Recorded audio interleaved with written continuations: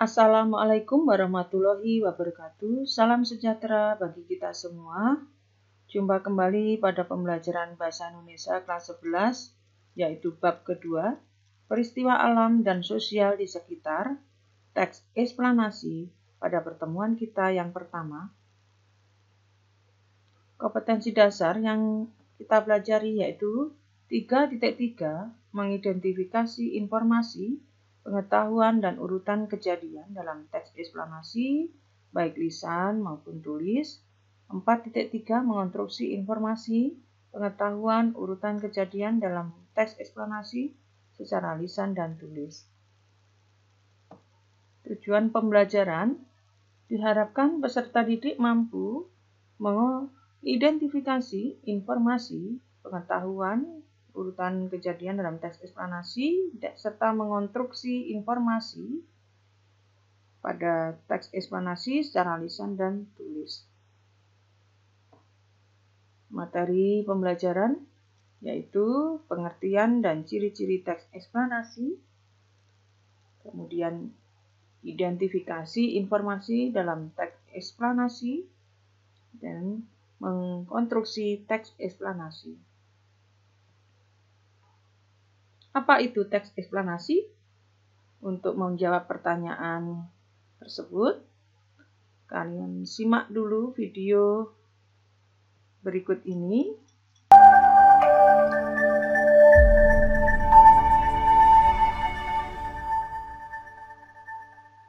Hujan, apa itu hujan dan bagaimana proses terjadinya hujan?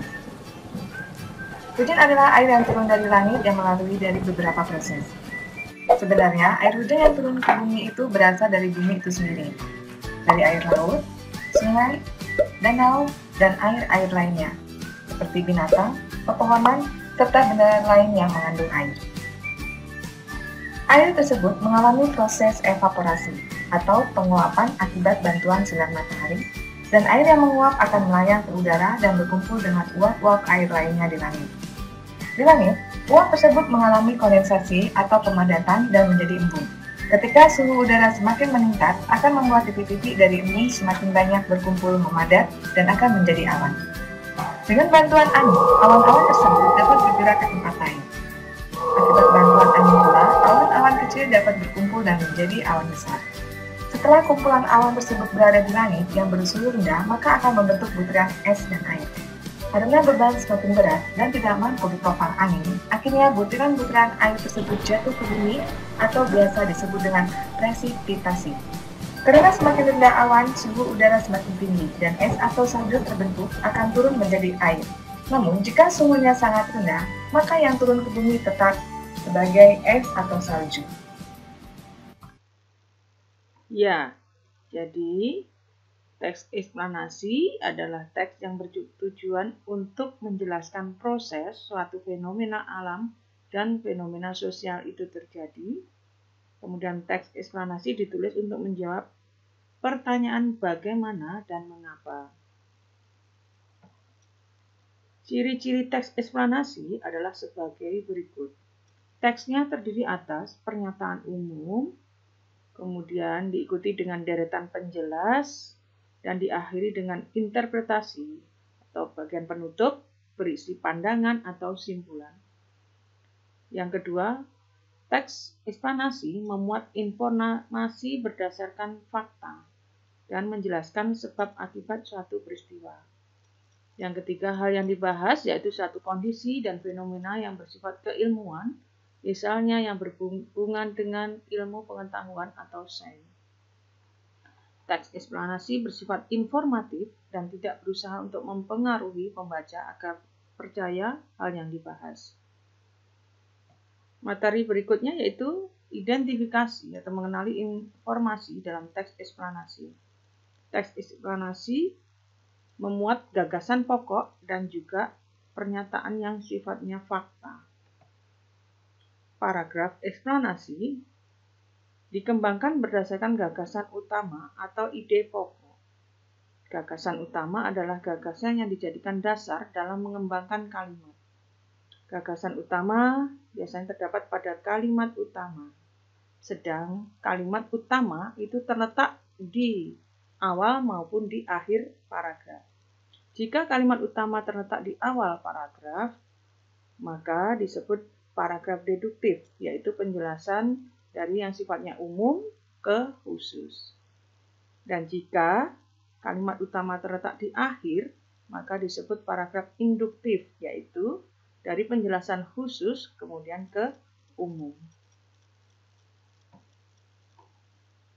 Berikutnya, fakta adalah peristiwa atau kejadian yang sungguh-sungguh terjadi.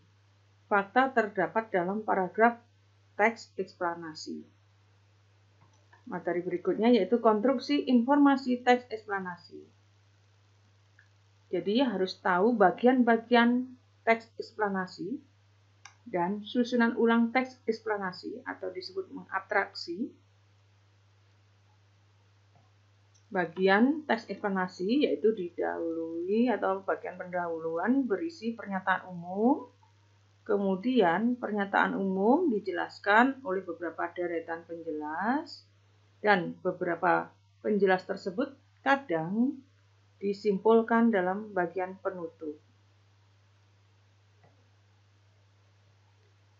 Kemudian memuat ulang yaitu mengabstraksi teks eksplanasi. Abstraksi merupakan penyajian singkat mengenai isi teks secara jelas dan akurat. Ada beberapa aspek yang perlu diperhatikan dalam mengabstraksi teks eksplanasi. Yang pertama, membaca teks dengan cermat dan teliti. Yang kedua, mencatat gagasan-gagasan penting yang tersirat dalam teks. Dan yang ketiga, menyusun dan mengembangkan intisari teks berdasarkan gagasan-gagasan penting dengan bahasa sendiri.